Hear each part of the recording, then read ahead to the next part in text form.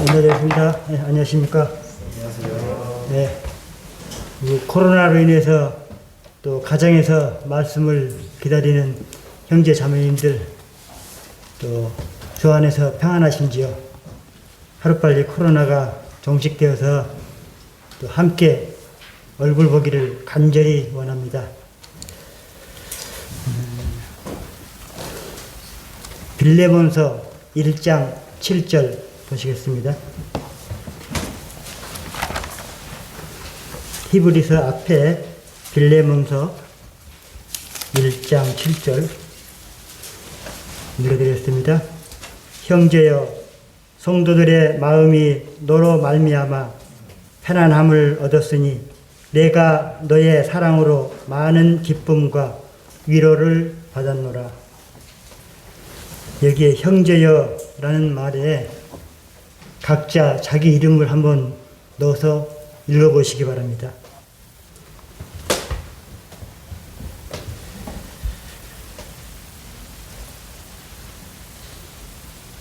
자기 이름이 여기에 나왔을 때 너로 말미암아 편안함을 얻었다. 또 너의 사랑으로 많은 기쁨과 위로를 받았다. 참 저는 한 것도 아무것도 없는데 때때로는 당연히 했을 뿐인데 이와 같은 엄청난 사랑의 말씀을 들을 때 우리가 형제로서 더 힘을 내지 않아야 되는가 싶습니다.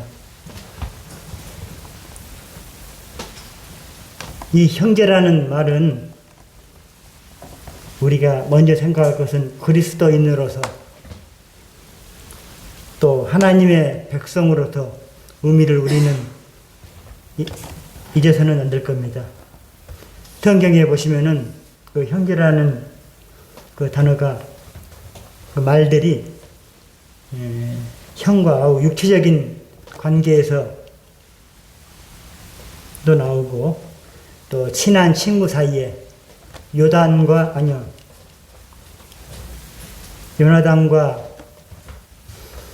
다윗과 요나단의 관계에서도 나오고 동족 이스라엘 사람들에게도 형제라는 말들이 나옵니다.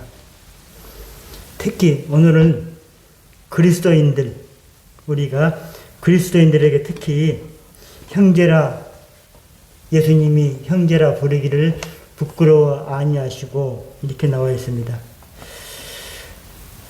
못난 이 사람이 어떻게 하나님께서, 예수님께서 저희들에게 형제라 부르시겠습니까? 이 예수님의 형제라는 개념은 우리가 혈육을 넘고 친한 친구 사이를 넘어서 예수님은 이렇게 말씀하셨습니다. 누구든지 하늘에 계신 내 아버지의 뜻대로 하는 자가 내 형제요 자매요 어머니라고 마태복음 12장 50절에 이런 나와 있습니다. 이것은 신앙으로 이어지는 우리가 한 가족된 지체임을 알 수가 있습니다. 육신의 형제의 이 세상에서 출생할 때 산고의 고통을 겪습니다.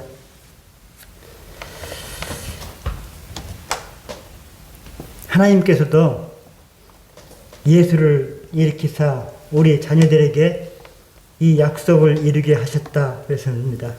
그리고 너는 내 아들이라 오늘 너를 낳았다. 하나님의 그 상고의 고통은 그 아들 예수 그리스도의 죽음까지 내어주고 또 피를 흘리신 엄청난 큰 사실을 우리가 알 수가 있습니다. 성경에 보면은 내 형제 디모데, 디도 이러한 말들이 나옵니다. 또 나의 형제 에바브로 디도, 또 사랑하는 형제 두기고, 신실하고 사랑받는 오네시모. 여러분들은 그 형제라는 이름에 어떠한 수식어를 붙일 수가 있습니까? 이 형제라는 말은 참 귀중한 말입니다.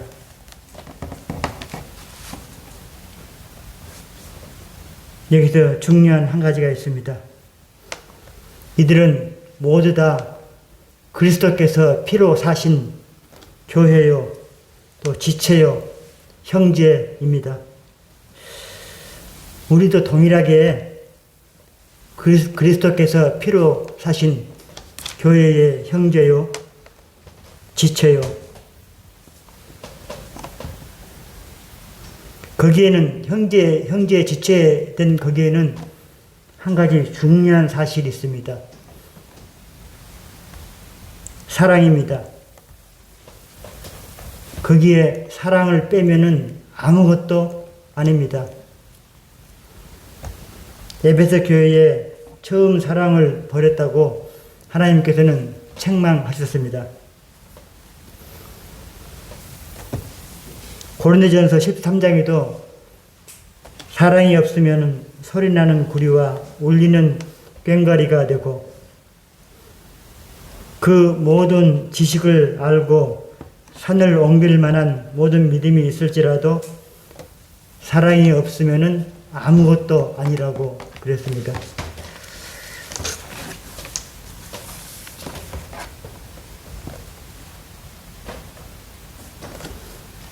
이러한 사랑이 우리 일산교회에도, 아니 우리에게도, 아니 나 자신에게서도 넘쳤으면 좋겠습니다. 그 받은 사랑이 너무 크기 때문에요.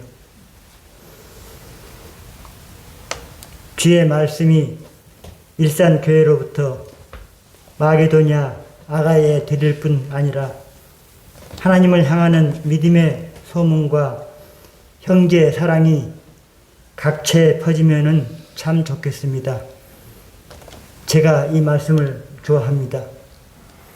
이와 같이 사랑이 퍼지는 교회, 소문만 무성한 것이 아니라 솔로몬의 왕의 소문처럼 스바 여왕이 와서 목도하고 놀람처럼 진시하도다. 와서 목도한 적 한 말이 절반도 못 되다. 소문만 무성하면 뭐합니까? 진짜 와서 보니까 스바 여왕의 말처럼 그가 한 말에 절반도 못 되다고. 일산에서 우리 형제님들이 눈의 문제를 냈습니다. 일산에서 제일 유명한 곳이 어디입니까? 일산교회입니다. 그 유명한 곳은 잘 가꾸고 보존해야죠. 그러면은 그 일산교회 그곳에 가면 또 귀한 것이 있다 그러더라고요. 그 귀한 것이 뭡니까? 형제 자매님들입니다. 그 귀한 것을 함부로 다루지 않고 귀히 여기고 거기에 사랑으로 감싸고, 이거 얼마나 중요합니까?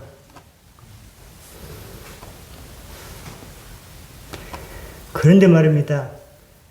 제가 아무리 생각해도 저는 거기에 딱 한 가지를 너무 잘 못하고 있는 게 있습니다.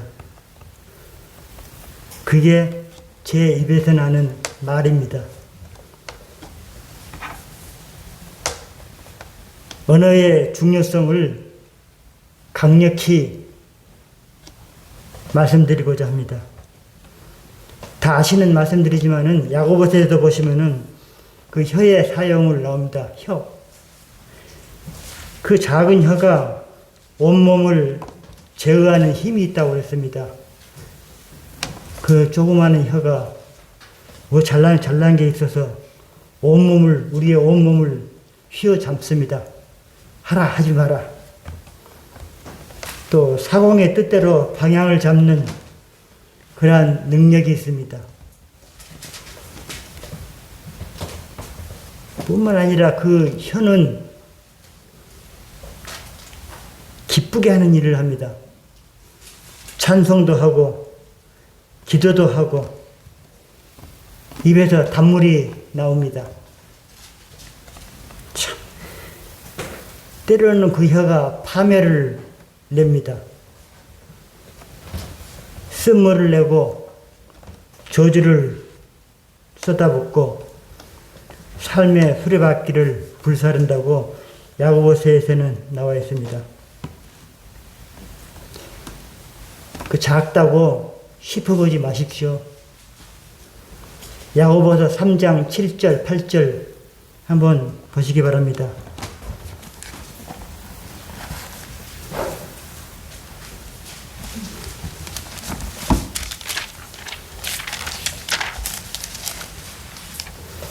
자, 읽어드리겠습니다. 야고보서 3장 7절 8절 여러 종류의 짐승과 새와 벌레와 바다의 생물은 다 사람이 길들일 수 있고 길들여 왔거니와 혀는 능히 길들일 사람이 없나니 쉬지 아니하는 악이요 죽이는 독이 가득한 것이라. 그 이후에도 읽어보시면 좋을 텐데요. 거기 보시면은 세상의 그러한 짐승과 새 벌레들을 길들일 수가 있습니다. 사나운 동물도 사람들이 길들여서 집에서 잘 기르더라고요. 이와 같은 모든 종류의 그러한 것들은 짐승들에 대한 지배력을 사람이 가지고 있습니다. 사람이 합니다. 근데 이러한 인간의 부패에도 하나님의 사랑은 허물로 죽은 우리를 그리스도와 함께 살리셨고 그랬습니다. 우리는 죽은 자들입니다. 이미. 그 작은 지체, 내 것을 내 맘대로 한다 그러는데 천만의 말씀입니다. 내 것을 내 맘대로 못하고 있습니다. 그 조그마한 혀도 내 맘대로 못하고 이러는데 거기서 쓴물 내고 단물 내고 사람을 죽이고 살리고 그렇습니다.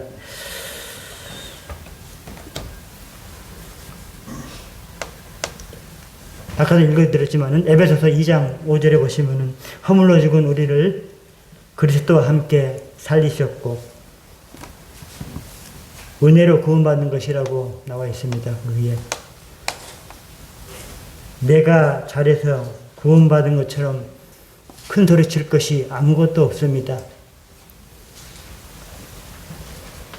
그리고 우리는 성경을 상고해보고 또 묵상해보고 많은 깨달음이 있어야 될 것 같습니다.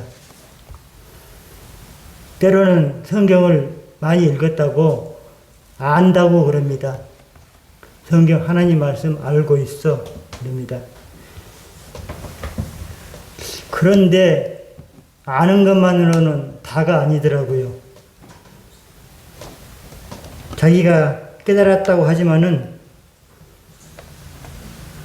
사도 바울의 고백은 죄인 중에 괴수라고 자기가 그랬습니다. 알면 알수록 이렇게 작아지는 모습을 보게 됩니다.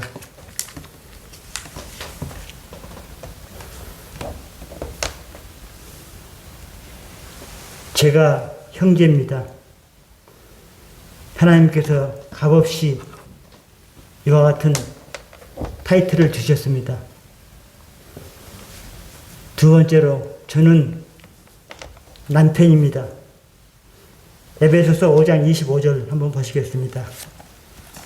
에베소서 5장 25절.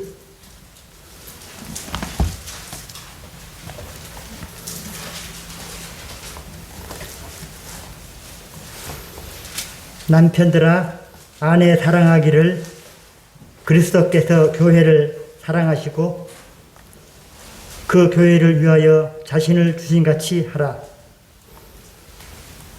계속 읽겠습니다.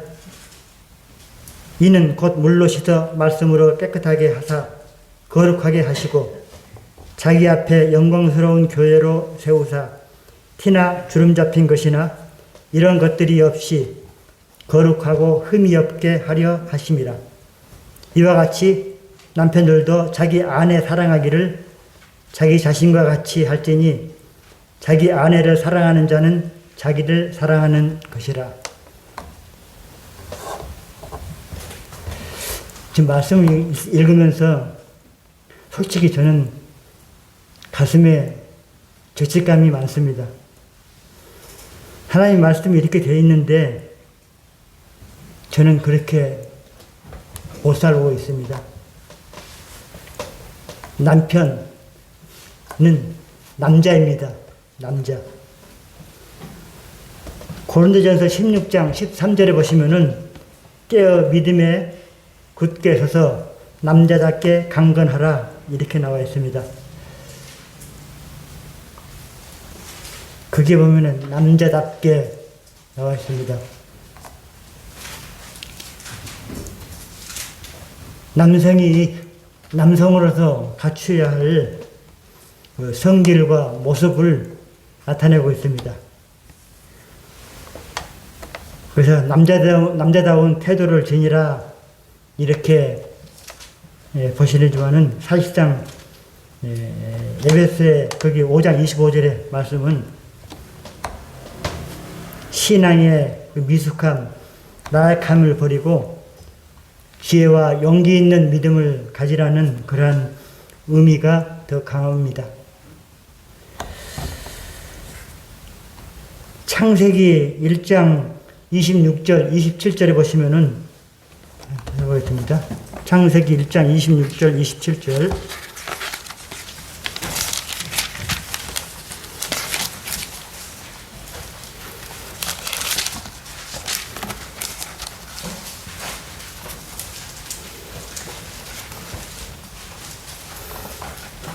하나님이 이르시되 우리의 형상을 따라 우리의 모양대로 우리가 사람을 만들고 그들로 바다의 물고기와 하늘의 새와 가축과 온 땅과 땅에 기는 모든 것을 다스리게 하자 하시고 하나님이 자기 형상 곧 하나님의 형상대로 사람을 창조하시되 남자와 여자를 창조하시고 여기 보시면은 인간 창조 나옵니다. 기원이죠. 이게 바로 또 남자의 기원입니다. 남자의 기원입니다. 중요한 것은 하나님의 형상대로 이렇게 나와 있습니다. 하나님의 이미지대로, 하나님의 틀 그대로 우리는 그대로 이렇게 찍어서 만들었다고 이렇게 나옵니다. 3장 6절, 창세기 3장 6절 보시면요. 여자가 그 나무를 본즉 믿은즉도 하고 보암직도 하고 지혜롭게 할 만큼 탐스럽기도 한 나무인지라.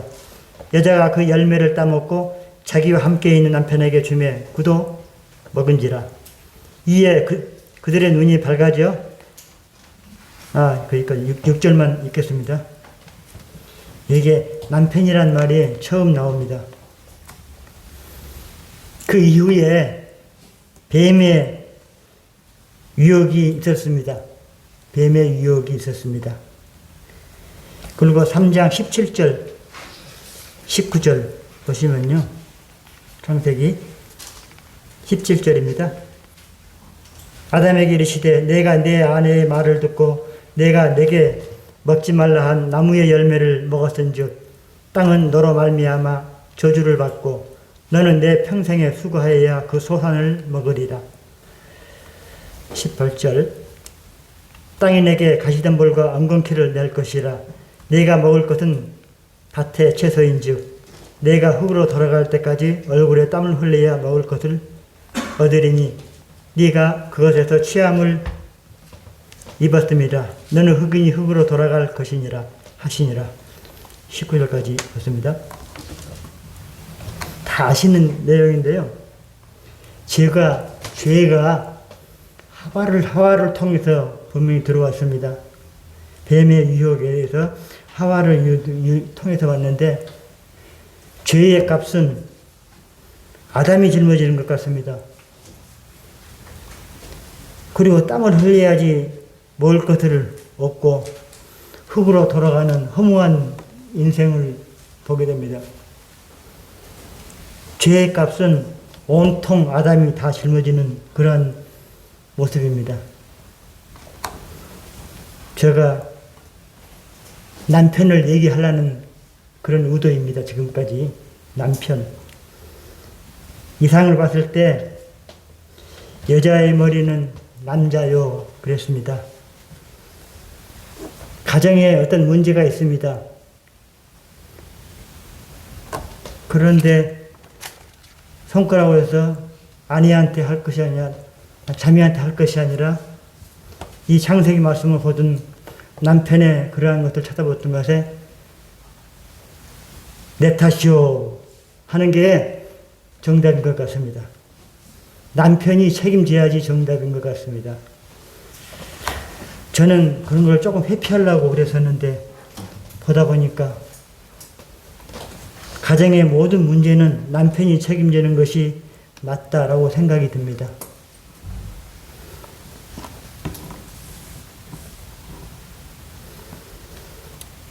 아까 하나님의 말씀을 잘 알고 있지만은 안다고 전부가 아니라고 했었죠. 맞습니다. 알고는 있지만은 양심은 떨고 있습니다. 또 선을 행할 힘이 없습니다. 사도 바울의 고백을 들어보겠습니다. 로마서 7장 18절.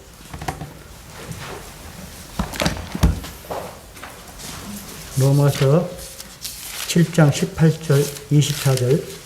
네.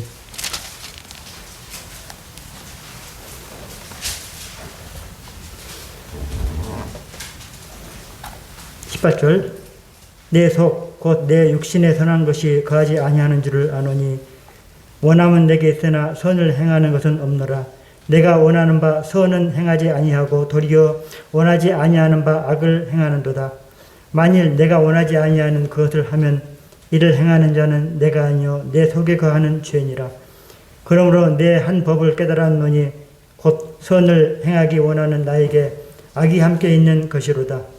내 속사람으로는 하나님의 법을 내 지체 속에 한 다른 법이 내 마음의 법과 싸워 내 지체 속에 있는 죄의 법으로 나를 사로잡는 것을 보는도다.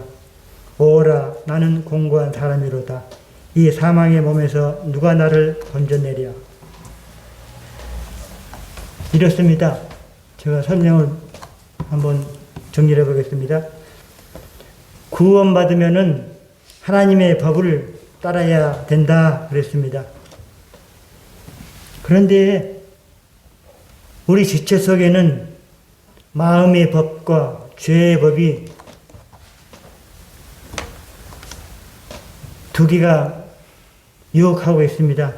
유혹이 아니고 어떨 때는 또 하나는 또 권유하고 있죠. 마음의 법은 양심입니다. 그런데 이것을 알고는 있지만은 우리가 육신은 어떻습니까? 죄의 법을 따라가기가 더 편합니다. 그래서 그쪽으로 많이 갑니다.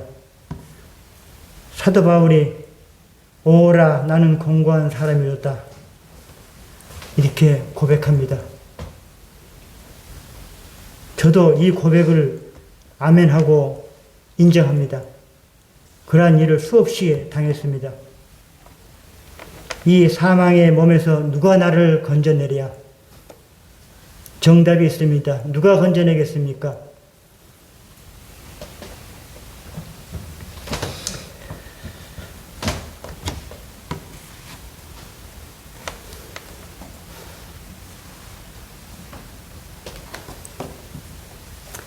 남자 그 남편 가정의 머리됨과 하나님의 법을 알 때 어떻게 하라고 그랬습니까?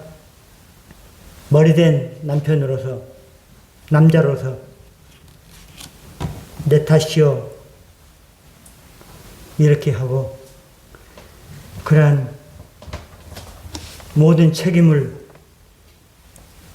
본인이 잘 지혜롭게 해결하는 그러한 것이 남자로서 남편으로서 필요하다고 생각이 됩니다. 권위를 내세우거나 또 알고 있다고 하나님 말씀을 알고 있다고 하지만은 사도 바울의 고백이 우리의 고백이며 누가 나를 건져내랴 했을 때 누가 하겠습니까? 하나님께 밖에 정답이 없습니다. 하나님께 엎드리는 밖에 없습니다. 기도밖에 없습니다. 거기서 하나님의 그 앞에 순종하는 것이 우리의 신앙의 기본입니다. 그렇게 할 때 우리가 찾지는 않겠습니다. 기록만 해두시고요. 역대상 4장 9절 10절 보시면은 야베스의 기도가 나옵니다. 어떤 형제보다 존귀한 자로서 주께서 복의 복을 더하사 지경을 넓히시고 그랬습니다. 이렇게 하나님께 절대 복종하고 순종할 때 남편으로서 어떻게 해야 되는 것을 알 때 그 앞에 엎드릴 때 야베스의 기도처럼 지경을 넓히시고 도우시고 환난에 벗어나게 하시고 근심 걱정 없게 해달라고 야베스 때 기도했습니다. 곧 기도를 하면은 받은 줄로 생각하라. 우리는 이미 받았습니다. 감사드리는 일입니다. 세 번째, 저는 형제지만은 형제지만은 또 남편 가장이지만 이제 아버지입니다. 잠언 4장 3절 보시겠습니다.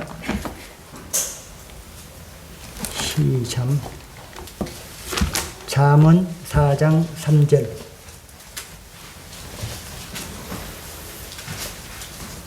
나도 내 아버지에게 아들이었으며 내 어머니 보시기에 유약한 외아들이었노라.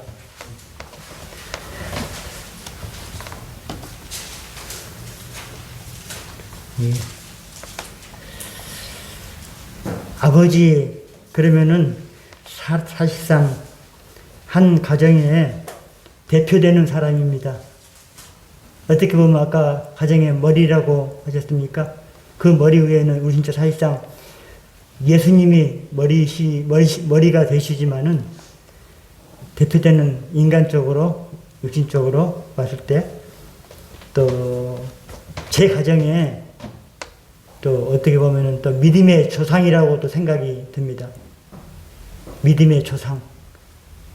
이 전에는 저희 가정이 예수님을 믿은 사람이 아무도 없었습니다. 그래서 제가 가정을 이뤄서 이제 믿음의 처음 발을 뗐으면 어떻게 보면 한 가정의 믿음의 조상이 됐습니다.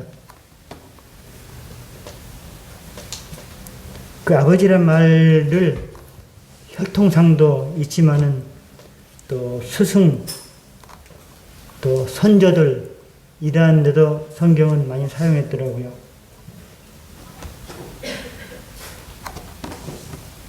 엘리야 이 관계에서 아버지여, 내 아버지여, 이스라엘의 병거와 그 마병이여 여기서 아버지여 이렇게 사용하는 것들 같습니다. 네. 그렇다 치고 중요한 것은 저는 창조자 하나님, 우리는 그분을 하나님 아버지 이렇게 부릅니다. 얼마나 중요한 우리 아버지가 되십니까? 하나님은 구약에서 이스라엘의 아버지가 되셨습니다. 찾지는 않고 제가 그냥 읽어드리겠습니다. 신명기 32장 6절에 보시면은 어리석고 지혜 없는 백성아, 지금 백성들에게 말씀하고 있습니다. 그는 내 아버지시요 너희를 지으신 이가 아니시더냐. 그는 내 아버지시요, 그러니까 너희를 지으신 이가 아니시더냐. 그가 너를 만들고 너를 세우셨다. 이스라엘 백성들에게 말씀하고 있습니다. 또 말라기 1장 6절에 보시면은 거기는 제사장들에게 또 말씀하고 있습니다. 내 이름을 멸시하는 제사장들아, 아들은 그 아비를, 종은 그 주인을 공경하나니 내가 아버지일진데 나를 공경함이 어디 있느냐. 이스라엘의 아버지인데 이스라엘이 그 아버지 대우를 제대로 못한 것 같습니다. 존경을 못한 것 같습니다. 그렇지만은 땅의 한 나라가 주의 백성 이스라엘과 같으리까 나옵니다. 이스라엘 같은 나라가 어디가 있습니까? 신명기 7장 6절 한번 보시겠습니다. 신명기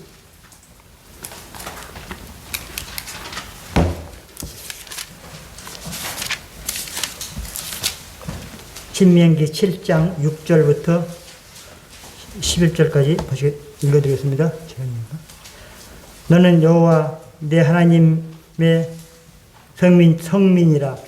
내 하나님 여호와께서 지상 만민 중에서 너를 자기 기업의 백성으로 택하셨나니 여호와께서 너를 기뻐하시고 너희를 택하심은 너희가 다른 민족보다 수요가 많기 때문이 아니라 너희는 오히려 모든 민족 중에서 가장 적으니라. 여호와께서 다만 너희를 사랑하심으로 말미암아 또는 너희의 조상에게 하신 맹세를 지키려 하심으로 말미암아 자기의 권능의 손으로 너를 인도하여 내시되 너희를 그 종되었던 집에서 애굽왕 바로의 손에서 속량하셨나니 그런즉 너는 알라. 오직 내 하나님 여호와는 하나님이시요 신실하신 하나님이시라. 그를 사랑하고 그의 계명을 지키는 자에게는 천대까지 그의 언약을 이행하시며 인애를 베푸시되 그를 미워하는 자에게는 당장에 보응하여 멸하시나니 여호와는 자기를 미워하는 자에게 지체하지 아니하시고 당장에 그에게 보응하시느니라.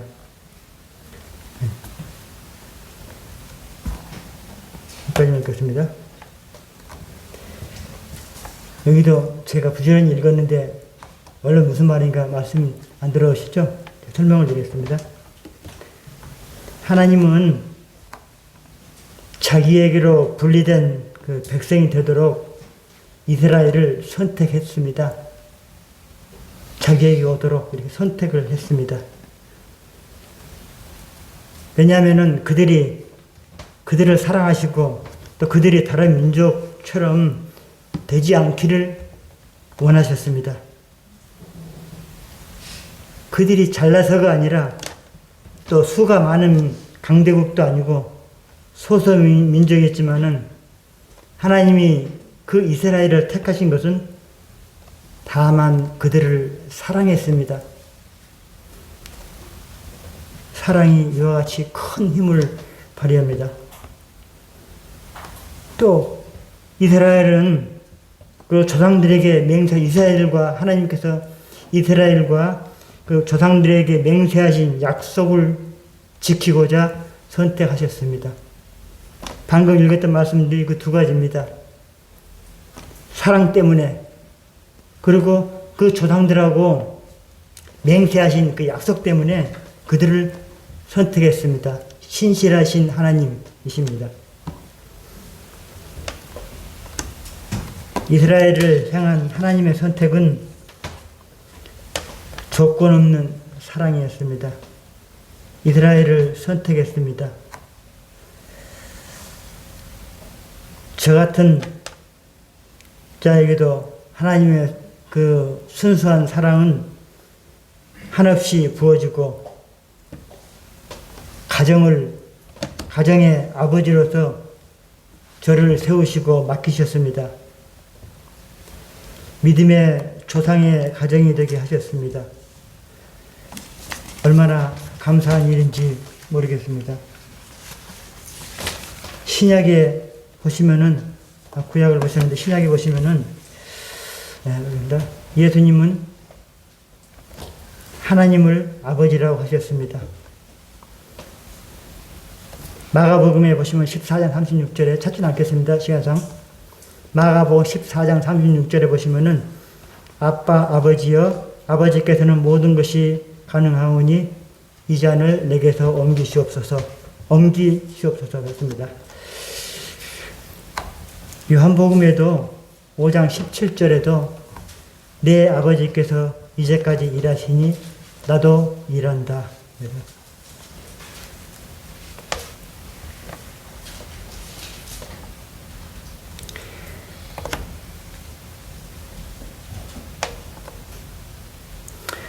우리는 하나님 아버지라고 우리는 부릅니다. 여기에 보시면 아까 마가복음 14장 36절에 보시면 아버지께서 모든 것이 가능하오니 사실상 천지의 주제시고 무소부지하시고 그러한 하나님이십니다. 부족한 게 없으신 하나님이신데 못할 것이 뭐가 있겠습니까?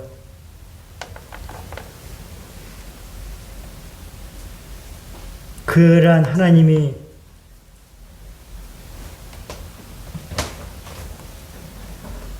이 땅 가운데 오셔서 죽으시고 또 하나님 아버지의 아들 예수 그리스도로 이 땅 가운데 오셨지만 아버지의 그 말씀에 순복하신 그런 모습들을 보게 됩니다.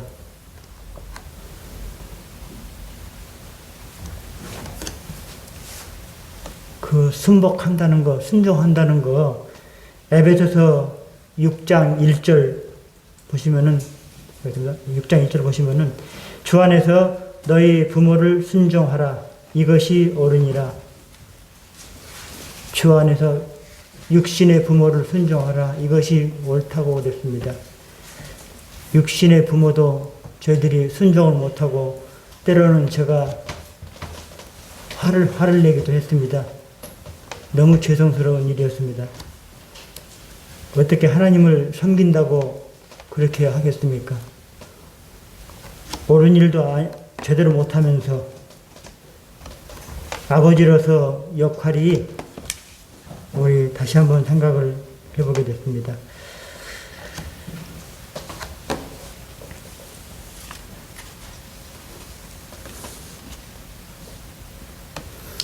아버지로서 해야 할 일들이 있습니다. 에베소서 6장 4절 보시면은 들으시기 바랍니다. 6장 4절인데요. 에베소서 아비들아 너희 자녀를 노엽게 하지 말고 주의 교훈과 훈계로 양육하라 나왔습니다.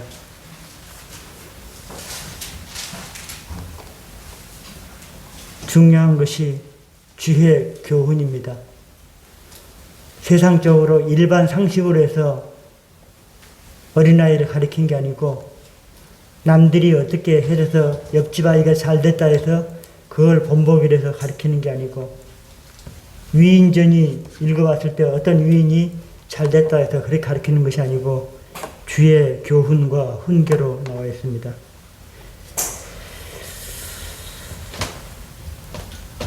때로는 우리의 가정에서 아버지로서 자녀를 훈계해야 된다고 성경은 나와 있습니다. 잠언 3장 12절에 보시면은 그냥 쓰기만 말씀하십니다. 잠언 3장 12절에 보시면은 여호와께서 그 사랑하시는 자를 징계하시기를 마치 아비가 그 기뻐하는 아들을 징계함 같이 하시느니라 했습니다. 그 자식을 훈계하는데 그 자식은 그 말씀에 나와 있는 것처럼 사랑하시는 자, 또 그 기뻐하는 아들 그랬습니다. 손댈 게 어디 있습니까? 그러한 자식을 오냐 하면 됐지요. 그런데 훈계해야 된다고 나와 있습니다. 우리는 여기서 자식의 훈계를 들으면서 이스라엘도 동일하게 그 가정의 자녀들에게 훈계로 또 집에서 하나님을 가르치고 그랬습니다. 우리 가정교육이 얼마나 중요한가. 그 기본은 하나님이십니다. 주의 교훈입니다.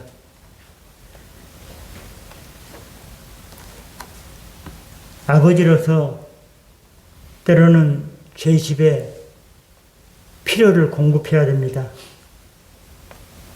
아무리 악한 아버지라도 자식에게 좋은 것으로 줄 줄 알거든 이렇게 나와 있습니다. 성경은. 제가 얼마 전에 뉴스를 봤는데 20대가 탈옥을 했습니다. 탈옥을 했는데 그 다음날 뉴스에 나왔는데 그 탈옥한 아버지, 20대 아버지가 경찰에 신고를 해가지고 전화를 해가지고 우리 아들이 여기 있습니다. 지금 제게 같이 함께 있는데 국밥 한 그릇만 먹이고 자수하겠습니다. 데리고 가겠습니다. 아니 죄 지은 아들인데 그 아들에게 국밥이 무슨 국밥입니까? 때려서 빨리 보내야 되는데 죄가 있는데 근데 그 아버지는 우리 아들 국밥 한 그릇만 먹이고 다시 가겠습니다. 자수시키겠습니다. 그게 아버지의 마음인 것 같습니다. 때로는 아버지로서 데살로니가 3장 7절에 보시면은 유선한 자가 되어 유모가 자기 자녀를 기름같이 그래요. 강직한 게 아니고요. 또 권위를 내세우는 게 아니고 유순한 어머니처럼 순전하고 신령한 젖을 먹이는 그러한 아버지의 품성도 필요하더라고요. 제일 중요한 게 있습니다. 마태복음 23장 37절 한번 보시겠습니다. 마태복음 23장 37절.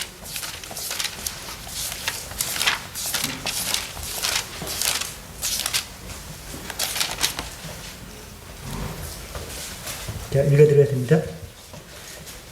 예루살렘아, 예루살렘아, 선지자들을 죽이고 내게 파송된 자들을 돌로 치는 자여, 암탉이 그 새끼를 날개 아래 모음같이 내가 내 자녀를 모리한 일이 몇 번이더냐.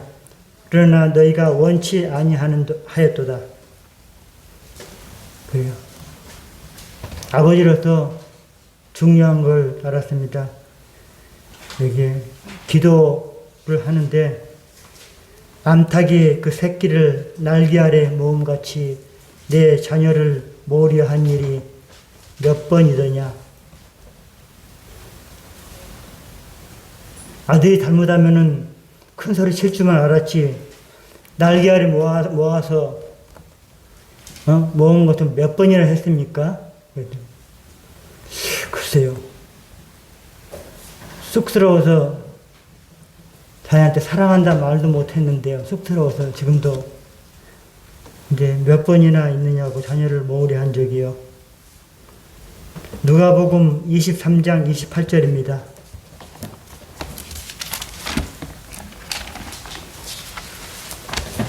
(23장 28절)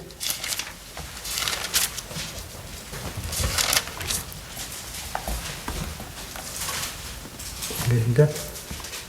예수께서 돌이켜 그들을 향하여 이르시되 예루살렘의 딸들아 나를 위하여 울지 말고 너희와 너희 자녀를 위하여 울라.